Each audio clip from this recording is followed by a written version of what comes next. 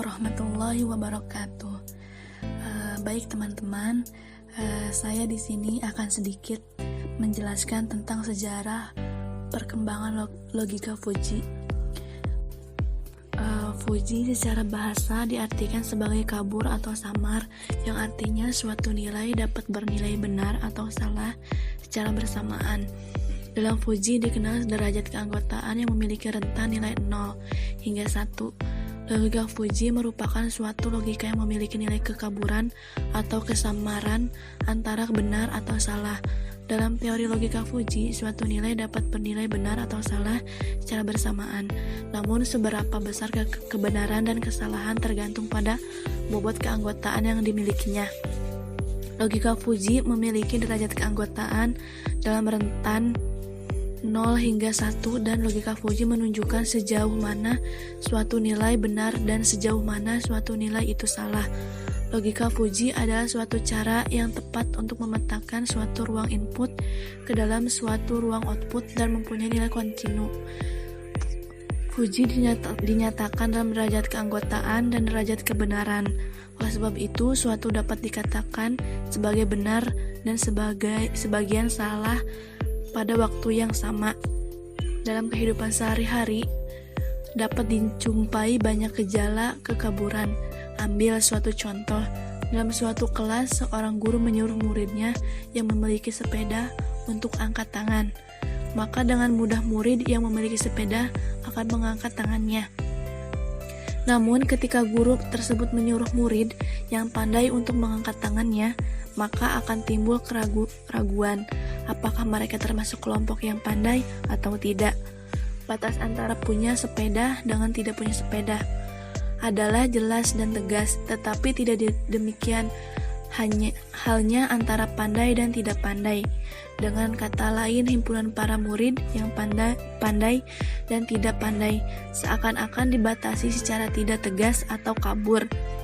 Maka diperlukan suatu bahasa keilmuan baru yang mampu menangkap ketidaktegasan atau kekaburan istilah bahasa sehari-hari yang memadai. Perkembangan logika Fujii tidak terlepas dari perkembangan logika konvensional. Perkembangan logika tidak terjadi dalam waktu yang singkat. Logika dan pengambilan kesimpulan telah mengalami evaluasi selama ribuan tahun. Berbicara tentang logika tidak bisa dilepaskan dari seorang tokoh Yunani kuno yang banyak mengembangkan dunia ide. Aristoteles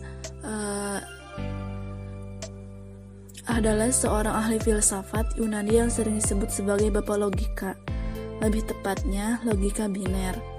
Aristoteles bukanlah penemu logika, tetapi ia adalah seorang pertama yang memulai menulis ide-ide dan aturan yang kemudian sering disebut proses logika.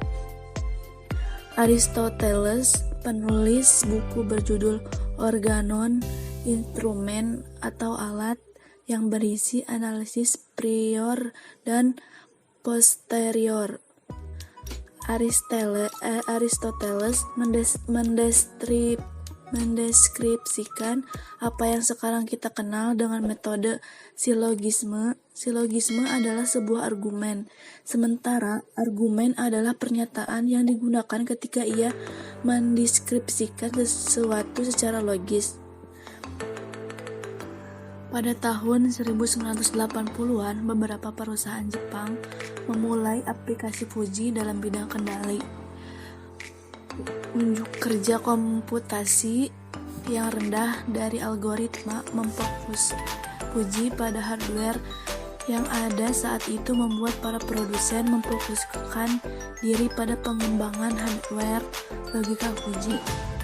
Beberapa aplikasi perdana logika Fujii di Jepang adalah sistem pengolahan air yang dilakukan oleh Fuji Electric pada tahun 1983 dan sistem kereta api bawah tanah yang dilakukan oleh Hitachi dan dibuka pada tahun 1987.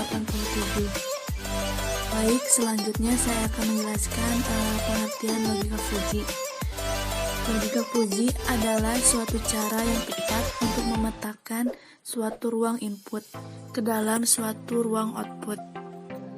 Teori Fuzzy dikemukakan oleh Zade pada tahun 1965 dari University of California.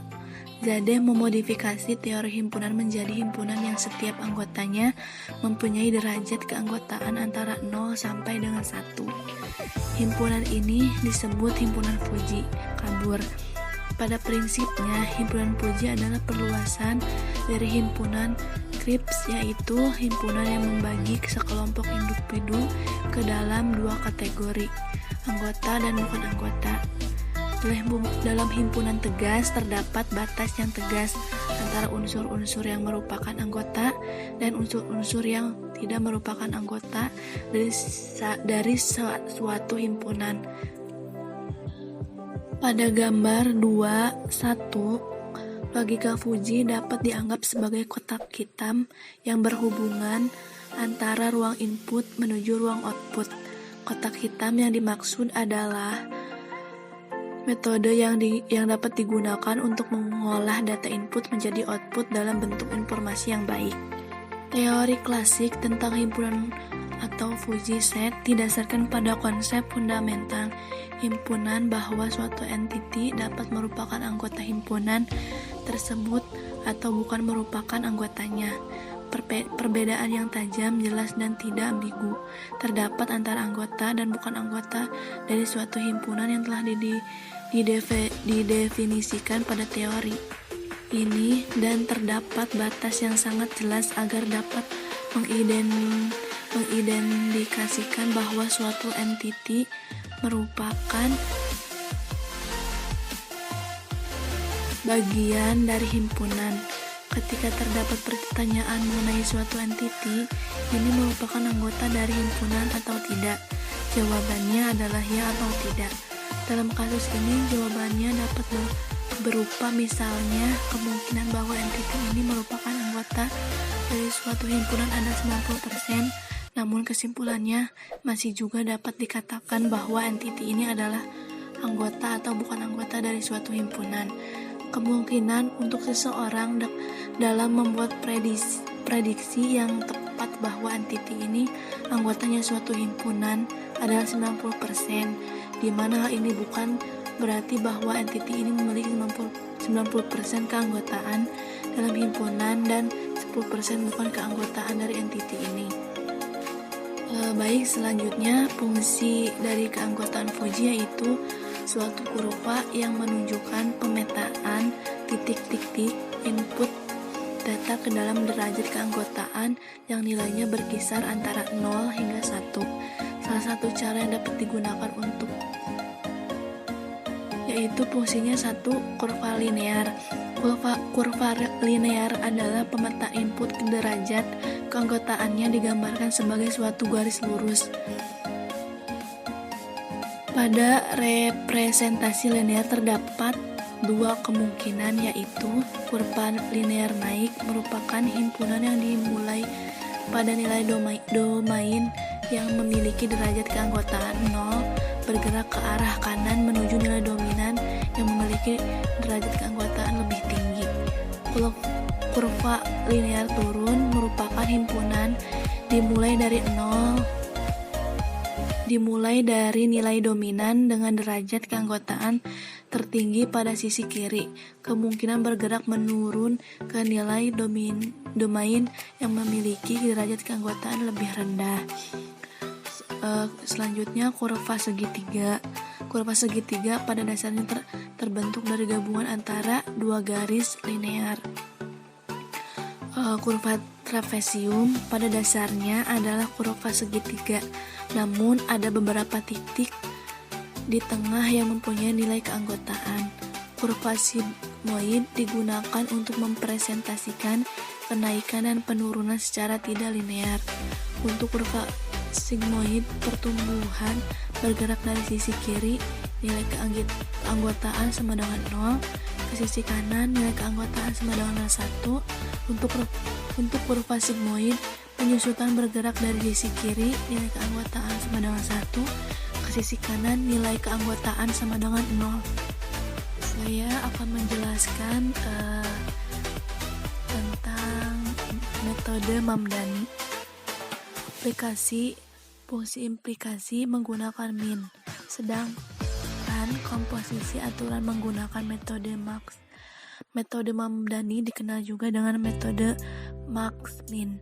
Invensi output yang dihasilkan berupa bilangan Fujii, maka harus ditentukan suatu nilai Krips tentu sebagai output. Proses ini dikenal dengan defujifikasi. Pada metode Tsukamoto, setiap konsekuen direpresentasikan dengan himpunan Fujii dengan fungsi keanggotaan monoton. Output hasil invensi masing-masing aturan adalah Z berupa himpunan biasa Krips yang ditetapkan berdasarkan predikatnya. Hasil akhir diperoleh dengan menggunakan rata-rata terbobotnya. Selanjutnya yaitu metode Sugeno. Mirip dengan metode Mamdani, hanya output konsekuen tidak berupa himpunan Fujii, melainkan berupa konstanta atau persamaan linear. Ada dua model metode Sugeno, yaitu model Fujii-Sugeno orde 0 dan model Fujii-Sugeno orde 1.